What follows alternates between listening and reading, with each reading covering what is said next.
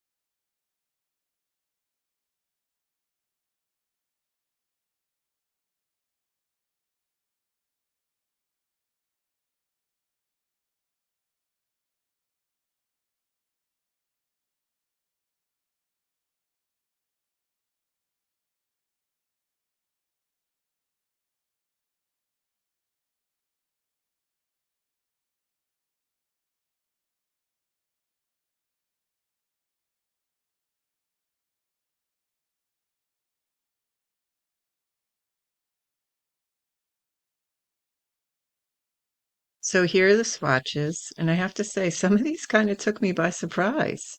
Such really interesting colors, and the iridescent metallic part of it is surprisingly delightful. I really like them. So the chameleon colors are really interesting because they look very different on white than they do on black, especially this one, Chameleon 5. This was kind of like almost like a muddy pinkish or a brown. It depends on how you look at it when the light catches it. And then it turns out to be really bluish on the black paper. Also, with the Chameleon 6, this looked like it was iridescent, like almost like a white iridescent. And then on the black paper, it showed up a green iridescent. So I think that these are really interesting colors that show a depth that watercolors don't usually show. So I'm really excited to make some collage fodder with them, and I think they're going to turn out really interesting. So let's see how it goes. I got out my art journal book, and this is a watercolor book that can handle a lot of different media. So that's why I like using it for both watercolor and acrylics. And it's about 140 pounds. So that is a pretty thick piece of paper. I really like using it for collage fodder because it can handle a lot of wetness, for one, and also it gives like a stiff final product, which I like. So before I start doing anything, I usually try to just look through my journal to get a little inspiration. I do keep in the front some drawings and just basic marks of things that I enjoy looking at. This is something that I like over here that I'm thinking of. These are all like flowers that I like that I just kind of drew, maybe some leaves. So it just kind of gives me a little inspiration about what I'm actually going to put down on the paper. So what I'm going to do first is I did wet my palette. I just kind of sprayed it. And then I am going to keep this close. So it does give me a little reference as to what colors go together and how they kind of show up. These chameleon colors, when they dried, I don't know if you could see it, but there is such a cool look to them. It's really interesting when they dry in person. So I'm just going to keep that close so I can see what colors will go together well. I do have a piece of palette paper over here that I can mix on if I want to, but I'm generally going to stick to the colors that are in the box just so that I can get a little bit of an idea of how they work together. Right now, I'm just going to draw a few flowers for my collage fodder, and then I'll paint over them after.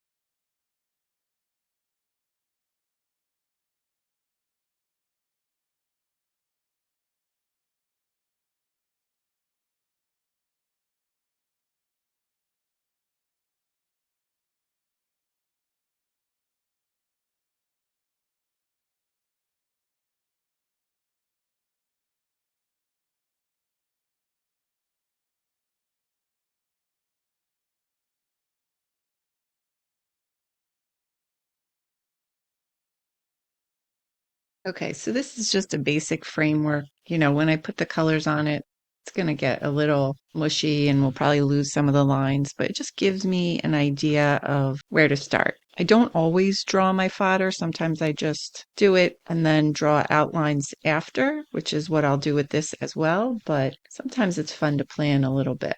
So I'm going to start with this first chameleon color. This is chameleon 1.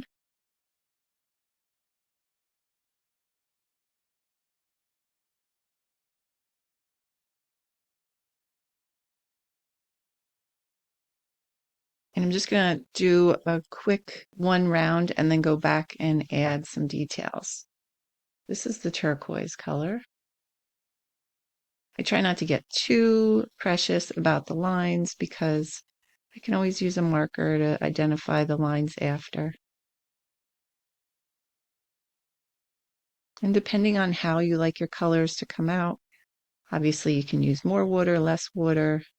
These have some pretty vibrant colors, just using a tiny bit of water, so they really show up nicely on the page.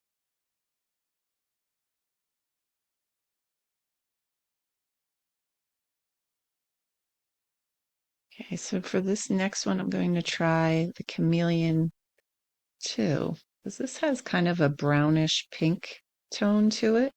I feel like it would be perfect for this little flower. So interesting how it shows up.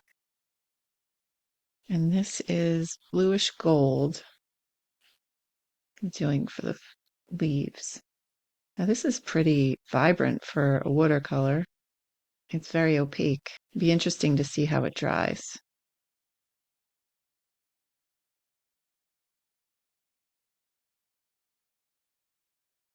Okay, then moving on to this little flower. I think I'm going to try the orchid purple.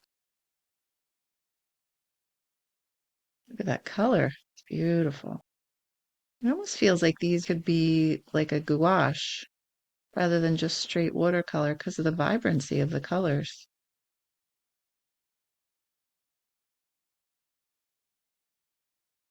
I think I'll do a little orange. I'm going to mix it with a tiny bit of white just to lighten it up a little. Because again, I want to make sure I'm creating fodder that I'm actually going to use, right? These can be the most beautiful colors in the world, but if I'm creating stuff that just looks good and I'm not going to actually use it, it's a waste of time. Maybe I'll do a little gray. The paints are starting to dry a little bit, but just add a little water. The thing I like about these paints is they have a nice earthy tone to them. I'm going to try this red with a little orange. See how that shows up. See, it lightened up the red just enough, so it's almost like a pink. Okay, and then the last one, I'm going to use some of this white, just a touch of the red. A little lighter, a little bit of a different shade.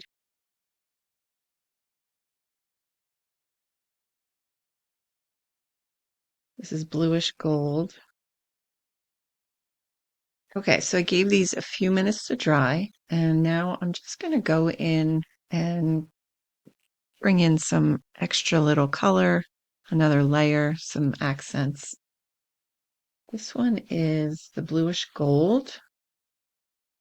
Just wanted to darken these a little bit in the middle. This really complements that chameleon color. Then on the turquoise, I think I'm going to try the deep gold to wet it a little more. These are drying pretty fast.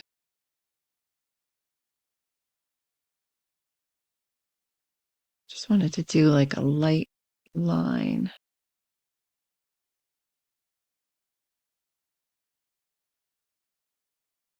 It's always an experiment, so you just have to have fun and play with it and see what shows up.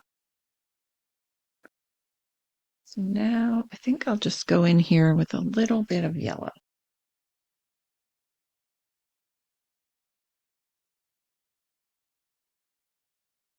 This kind of gives it a different tone. I think with this flower, I'm going to do the chameleon too. Let's see how that will look. Such a pretty color. It's like pink but brown. So interesting. This might be too dark for that to work. So let's see if this chameleon would work on top.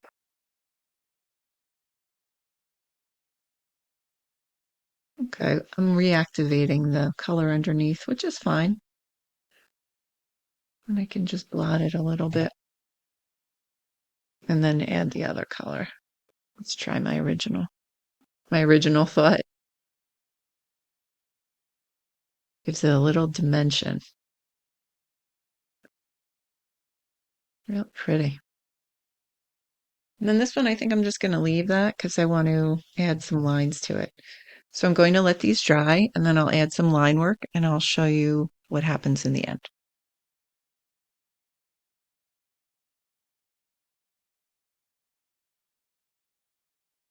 The fun thing about doing this is it doesn't have to be perfect. You know, if a little is out of the lines, that's okay too.